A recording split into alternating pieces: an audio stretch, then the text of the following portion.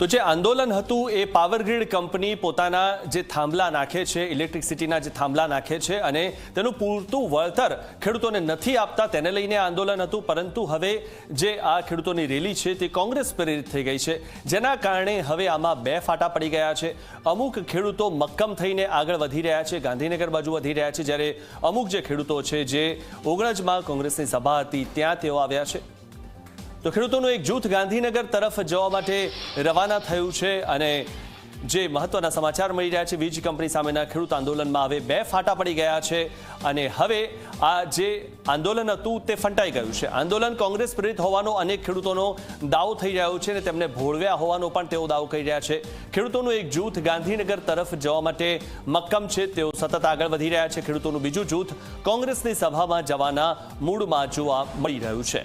ત્યારે અમદાવાદના ઓગણજ ટોલનાકા પર ખેડૂતોનો હોબાળો થયો હતો અને ઓગણજ ટોલનાકા પર રસ્તામાં બેસીને ખેડૂતોએ વિરોધ દર્શાવ્યો હતો. તો જ્યારે આ રેલી આવી અને ત્યારબાદ અમદાવાદ આવ્યા બાદ તેમાં બે ફાટા પડી ગયા. વીજ કંપની સામેના ખેડૂત આંદોલનમાં હવે બે ફાટા પડ્યા છે. આંદોલન કોંગ્રેસ પ્રેરિત હોવાનો અનેક ખેડૂતોનો દાવો થઈ રહ્યો છે, ત્યારે અનેક ખેડૂતો એવું પણ કહી રહ્યા છે કે તેમને ભોળવ્યા છે.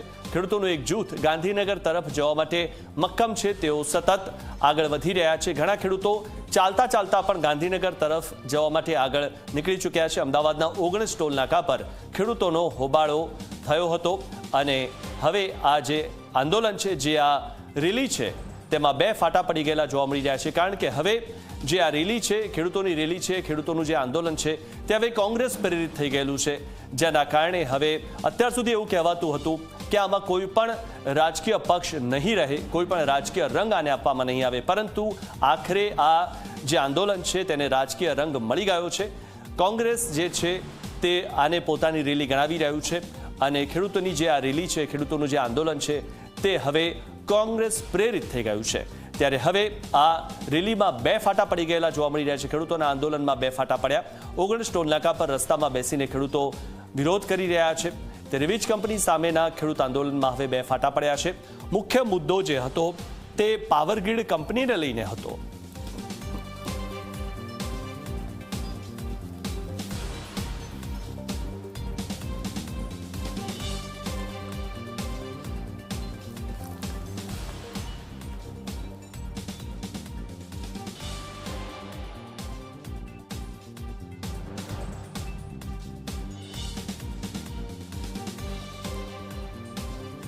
તો બે જે આ દ્રશ્યો છે તેમાં એક દ્રશ્ય આપ જે જોઈ રહ્યા છો તેમાં જે ખેડૂતો છે એ મક્કમપણે આગળ વધી રહ્યા છે. બીજું જે દ્રશ્ય છે તેમાં જે ખેડૂતો છે તે ઓગણજના ત્યાં કોંગ્રેસની જે સભા થઈ હતી ત્યાં તેઓ અટવાયા હતા. તો પોલીસે ખેડૂતોને અટકાવ્યા છે. આ જે બે દ્રશ્યો છે તેમાં ખેડૂતો ગાંધીનગર જવા માટે મક્કમ થયા છે. જે અમુક ખેડૂતો તે પગપાળા પણ ગાંધીનગર જઈ રહ્યા છે અને બીજું જે દ્રશ્ય છે જેમાં પોલીસે ખેડૂતોને અટકાવ્યા હતા તે આ દ્રશ્ય જોવા મળી રહ્યું છે. હવે આમાં બે ફાટા પડી ગયેલા છે. ઓગણજ ટોલ નાકા પર ખેડૂતોનો હોબાળો પણ થયો હતો.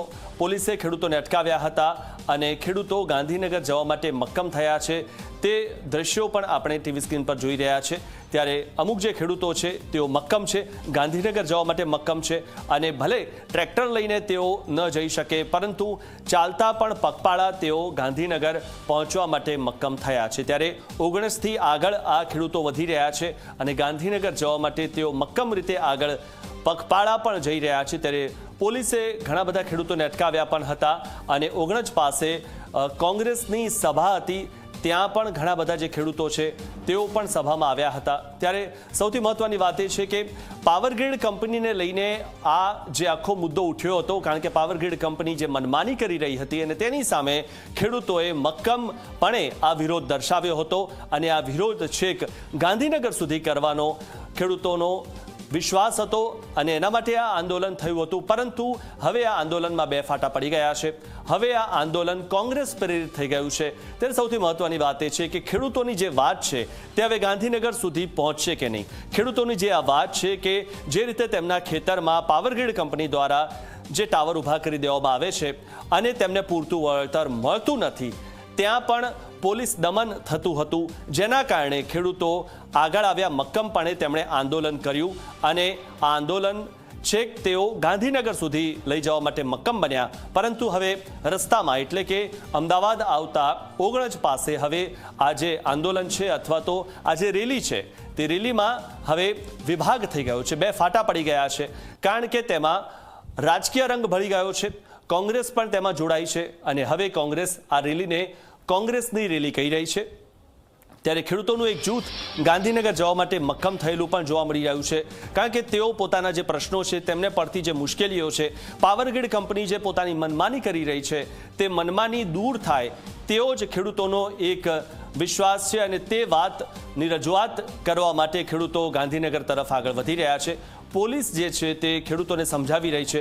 આ ત્રણ જે દ્રશ્યો છે તેમાં આપ જોશો કે ખેડૂતો મક્કમપણે જે પગપાળા પણ આગળ વધી રહ્યા છે, ઘણા બધા ખેડૂતોને પોલીસ સમજાવી રહી છે। ત્યારે બીજું જે દ્રશ્ય છે તે પોલીસ સમજાવટનું છે, પોલીસ જે છે તે આ ખેડૂતોને સમજાવી રહી છે, પાછા પણ મોકલી રહી છે। અને ત્રીજું જે દ્રશ્ય છે તેમાં ખેડૂતોના બે ફાટા પડેલા જોવા મળી રહ્યા છે। તો આ વિશે વધુ માહિતી મેળવીએ અમારા સંવાદદાતા દર્શલ પાસેથી।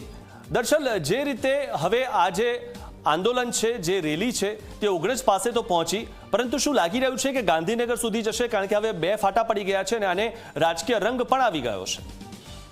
મિથુન, શરૂઆતથી સવારથી જે પ્રકારે ખેડૂતોની ટ્રેક્ટર સાથેની કૂચ વિરમગામથી શરૂ થઈ ત્યારથી લઈને બધું સારા સુના ચાલતું હતું।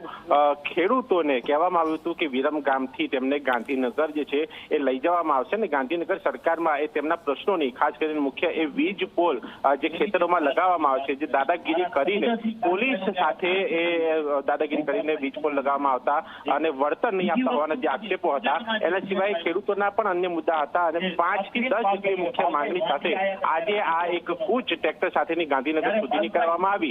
વિરમગામથી તેની શરૂઆત થઈ, શાંતિપુરા સુધી પહોંચી અને ગત રોજ જો વાત કરું મિત્રો તો ગત રોજ જે ગાંધીનગર કાર્યક્રમની વાત હતી એ સભાની, પણ આજે એ સ્થળ બદલાયું મોડી રાત્રે અને સવારે ઓગણજ પાસે વૈષ્ણોદેવી સર્કલ જે તેની નજીક જે કોન્ટેક્ટ આવેલું છે ત્યાં એક પ્રાઇવેટ પ્લોટમાં એ વિસામો સભાની જે છે આયોજન કરવામાં આવ્યું। એ જગ્યા ઉપર જ્યારે બપોરે આ કૂચ પહોંચે છે, ટ્રેક્ટરો સાથે ખેડૂતો પહોંચે ત્યારે એ બે ફાટા પડે છે, એક અંદર આવવા માટેનો અને એક બીજો સીધો ગાંધીનગર જવા માટેનો, જેને લઈને એ મામલો ત્યાં બિચકાય છે।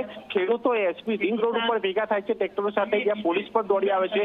પોલીસ, ખેડૂત અને ખેડૂતોના બે ફાટા વચ્ચે એ નારાબાજી, બોલાચાલી અને સામાન્ય ઘર્ષણ જેવી સ્થિતિ પણ ત્યાં સર્જાય છે, જેને પોલીસ કંટ્રોલમાં કરે છે અને એ બાદ જે એસપી રિંગ રોડ ઉપર ટ્રાફિક થાય છે એને ડાયવર્ટ કરવાની કામગીરી હાથ ધરવામાં આવે છે। સાથે જે બે ફાટા પડ્યા હતા તેમાં એક ફાટો જે ગાંધીનગર ચાલીને જવામાં ટીકડ્યા હોવાના પણ દ્રશ્યો આપણા કેમેરામાં કહેતા છે।